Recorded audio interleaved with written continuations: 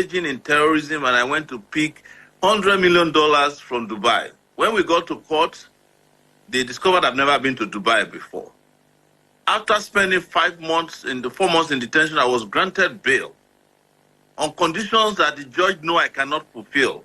We went and varied the bail. I made the condition after a month. I came back for trial. I was abducted before a judge in Nigeria, inside the courtroom. So what I'm saying is that Nigeria must get to a point where you start punishing people for engaging in this misuse of legalities. There's no point praising a judge who is sitting down knowing that there is no evidence of a capital offense and continue to prosecute somebody for a capital offense. These are some of the poorest young people, unemployed young people. The guy I was arraigned with was a secondary school student. He's now in London, about to complete his law degree after we got him out of Nigeria. The reason they are doing this is because we permit it. We have permitted this nonsense for too long. And what happened to me, you are all aware. Yeah. But I want to bring you to a civilized society like the U.S. Today, this is September 11, 2024. September 11, 2001, you heard about what happened in the U.S. There was a terrorist attack. And because of that, U.S. officials went haywire. They engaged in torture. There was an attorney general that prepared a torture memo. His name is Gonzalez. I think it's also Balto Gonzalez. He was happy at that time.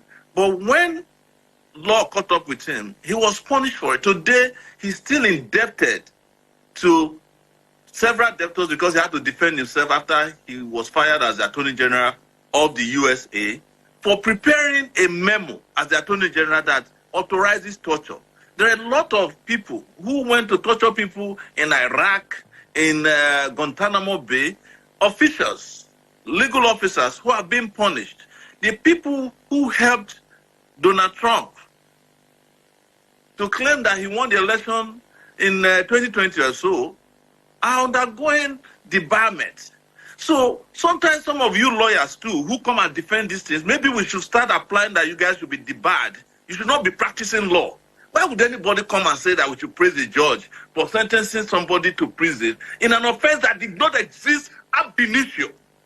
And he said it, this lawyer said it here, as I'm talking to you, that the reason the judge granted bail is that he has looked at the charges and discovered the proof of evidence is probably not there. But there's a burden of proof. There's a burden of proof. There's no burden of proof. Yes. I'm the one of the people who was preparing for this case. I've been talking to, we've been in meetings. The lawyers were asking the prosecutors, can you give us proof? Till this moment, there's no proof. The only proof they have is that they were arrested at a press conference and that some of them participated in the protest where they carried placards. It is, ask your lawyer analyst to go and read the charges. He will be embarrassed with what he's saying, even on your show now. The charges are some of the most frivolous, most useless, most stupid charges, but it's not the only one. This is Nigeria for you. But I'm just calling on lawyers also to support the cause of justice wherever they find themselves, no matter how well it is good to start claiming Aja. Aja itself made it very clear that before a judge sit over a matter, they should read over the matter, look at the charges, and see if the charges are it even qualifies the judge to sit over the matter. The judge could have, the day of the trial, say, look, I've never seen this kind of a useless charge before. I am sorry. I'm not going to sit over this. I ask you guys to go home. But it's the same judge, this same judge, who is sitting on a number of my cases. That's Justice Nwite. We argue all the time. It's the same judge who has sent some young people to 60 days of remand. 60 days. So these are not the only cases that's in front of him. So he must start to question why he continues to allow himself to be used in subverting the cause of justice for ordinary people. We'll come back to you before we go. I'm going to be appearing before him all this because I still have a pending case. But I tell him all the time that he should apply his knowledge and his expertise. Are you intending to appear before him live? Because I have a case. I have cases pending before him. Yes, but I hear that you are also on the watch list. They are looking for you. I hear that He they are was the looking one who for you handled my too. treason trial. It was the last judge to handle my treason trial. And I kept standing up in court and said, Judge, you are wasting the cost time. This is not a trial. It wasn't until the federal government came to withdraw the charges that he allowed me go after 5 years. So he's a well-known judge to me. I have a case in front of him over another frivolous case where one senator said that I libeled him and he got the police to arrest me. We are still on the case for 3 years. Yeah, that's what I'm saying now.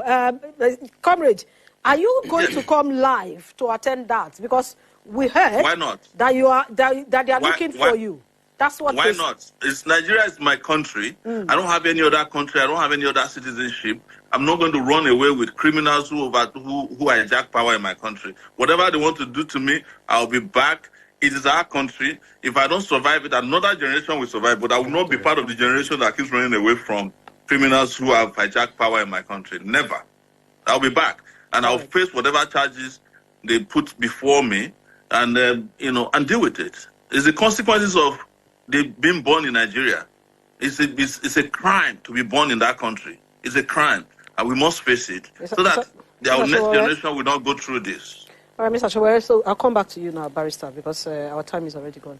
He has said, I have to respond. Yes, that's what I'm saying, because he has said that you shouldn't commend the judge for what he did today, because he knows that the case before him has no proof.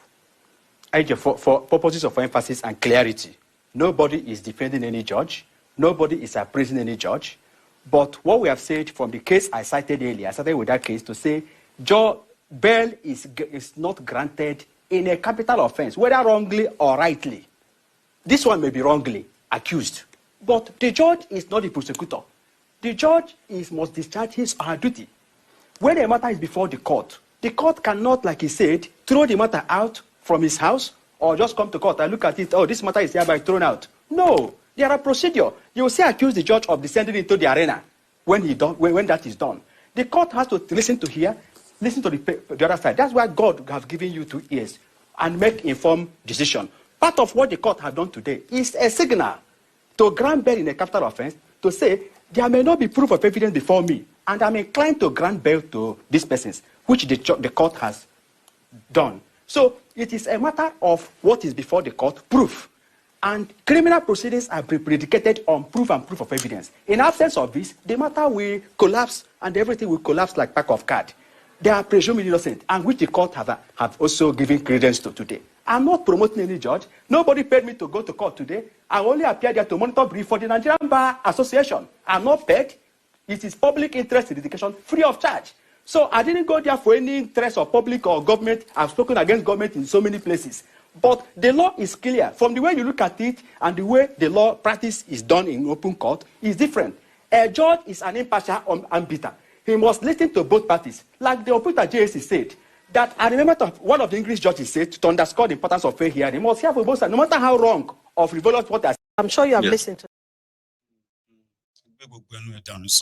Typical Nigerian lawyers, are they not the ones who are defending the corrupted criminals that the system always says shield? Yes, you heard the answer. Sowore don't go is going. I don't think we have any control over that. You know, the intimidation.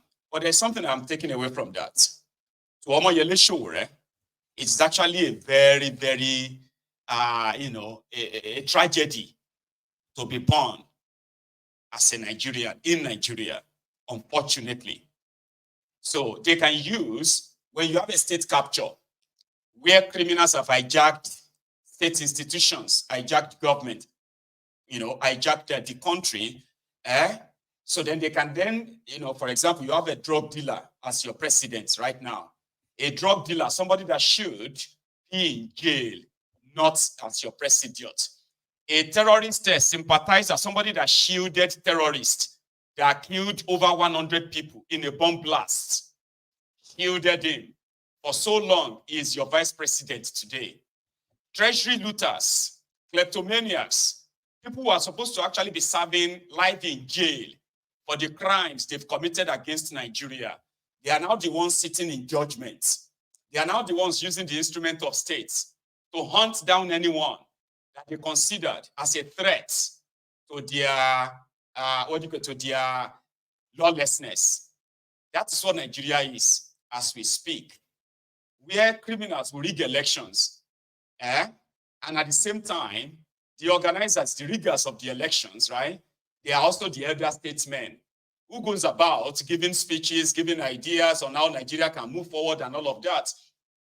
And Nigeria continues to retrogress, moving backward.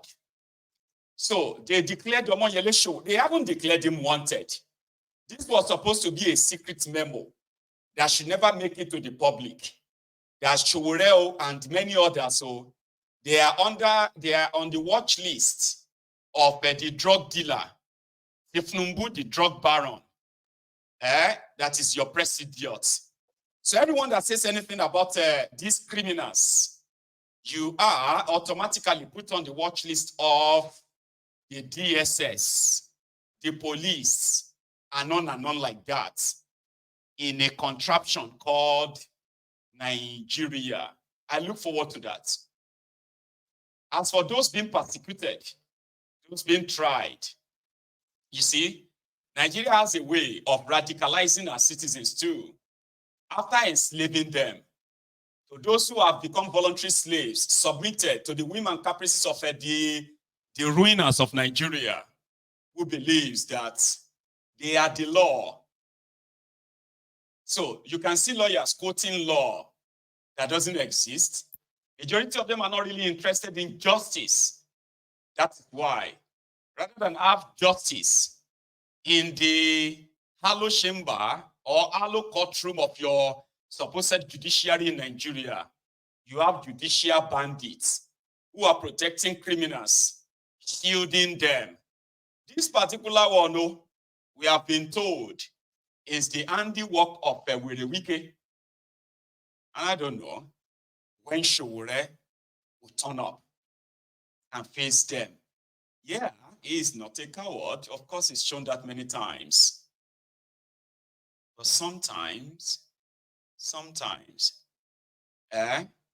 you sort of live in order to fight another day.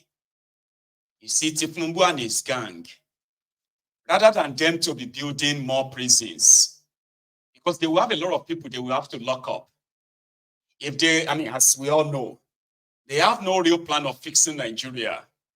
Many of you are still going to be radicalized by the criminal policies of Tifnumbu that will either take away whatever little liberty you think you have, and then they will call your bluff. They said the judiciary used to be the last hope of a common man. No, not anymore in that contraption. So a lot of people will be radicalized.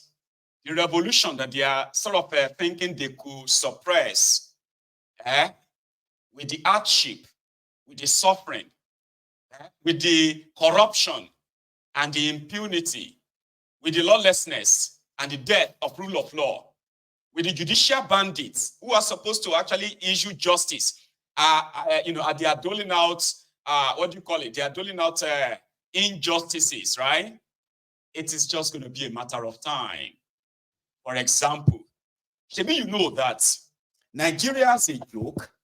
The person that put together this 1999 constitution, the genesis of all Nigeria's problems, Abdulsalami Abubakar, the criminal that should have been tried for treason as well, possibly long dead by now, because he would have been found guilty. All of them, the military criminals who used their Decree 24, called the 1999 Constitution, is an elder statesman today in Nigeria who is in charge of two things: national prayer for Nigeria to be better, and then National Peace Commission. He goes about every 4 years with a book they called Peace Deal. Let us go and sign peace deal during their charade elections. Then, after signing peace deal, they will unleash terror on Nigerians who ever try to come out to exercise their right of voting, choosing their own representatives and those who represent their leaders, supposedly. When this APC, Egbekegbe, and others unleash their terror on the supposed citizens of the country, the likes of Abdulsalami Abubakar are always nowhere to be found. Indeed. Then after the rigging, they will surface again as elder statesmen to honor the inauguration of illegitimate governments. They were in Edo State yesterday, where they were trying to force the people of Edo State to come and sign, participant in the Edo election, an election that is already rigged, result written, crisis looming, intimidation everywhere. Abdulsalami Abubakar was in Edo, asking them to come and sign peace deal that they will have peaceful election. How do you have peaceful election when the commander-in-chief, Tifnumbu, has already promised to deliver Edo State to APC, whether the people vote or not? Do you want to have Edo State? They said, yes, I will give you Edo State. Forget about the election. According to Obaseki, the failed governor of Edo State, who is fighting tooth and nail to install his own stooge, somebody that will help him cover his own ass, his own thieving and stealing, his own incompetent and failure. Rightly so, like everybody else elsewhere. You have to find your own successor to cover your own track so that you can go and enjoy your own loot in peace, yourself and your family and your cronies. So Oshiomole is fighting to force his own and others to G on Edo. Obaseki is trying to force his own guy in, Asue Godalo. In the midst of all this madness, the government of Tifnumbu, the police of Tifnumbu, according to Obaseki, they've already arrested over 60 PDP leaders or supporters ahead of their 21st of September elections or charade or selection. So Abdulsalami Abubakar, the criminal, was in Edo with his book, peace book. It was only Obaseki that said, fuck off. We are not signing any peace deal. What is peace? Where intimidation, the federal intimidation and all of that is already ongoing, including the INEC collaboration. And he said it to his face. Let's go to Edo State.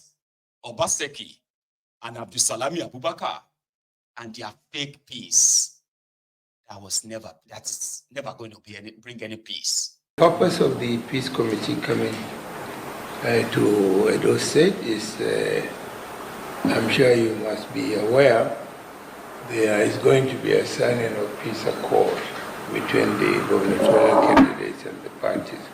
That is to ensure that there is no mudslinging during the campaign, and then we accept the results as long as it is free and fair. And also, if there is any misgivings, the court should be the arbiter. You were here in 2020. Very heated elections. As you know, this is an off-cycle election, and there's a lot of attention. But unlike 2020, I'm very worried. Very, very worried. Because from the developments and where we are today, I think my party met yesterday and we're not likely to sign this agreement. The person who is supposed to enforce peace, the peace accord, is now an active participant in creating a destructive environment. We've had situations where, from the Inspector General's office, there are armed gangs of policemen who have come into Edo State to just invade, arrest, and take away PDP members. As we speak, there are about 10 in detention in Abuja without trial. 2 days ago, they came to pick up a local government chairman. This man, this chairman was going back home. He was attacked and shot at. And the police, he reported, and the police said he should come to give evidence. He came, they arrested him. And as I speak, he's in Abuja. I'm saying, how? Even if offenses were committed in Edo State, why would you not charge the offenses here and try them here? Why take them to Abuja? I mean, are these offenses of high treason?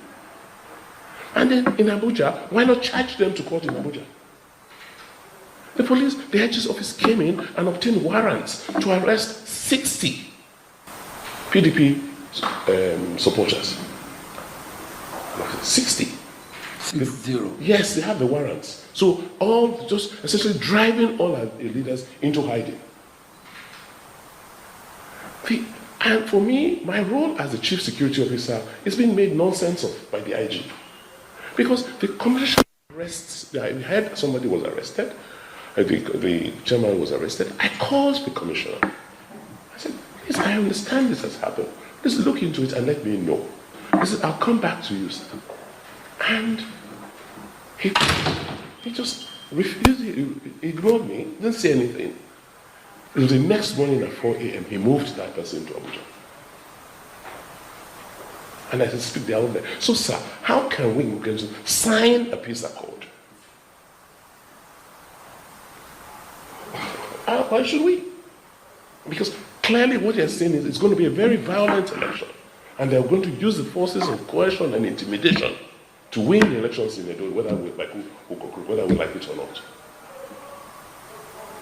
That's the message. I am glad the IG is in town. We say no until everybody arrested in Edo is released or brought back to Edo to be tried for whatever offenses you claim they've committed. We have no confidence that the police is going to protect us in these elections. Purpose of the peace. Anarchy loans. Anarchy loans. What kind of peace is he talking about? You see, that man in white beer is a criminal.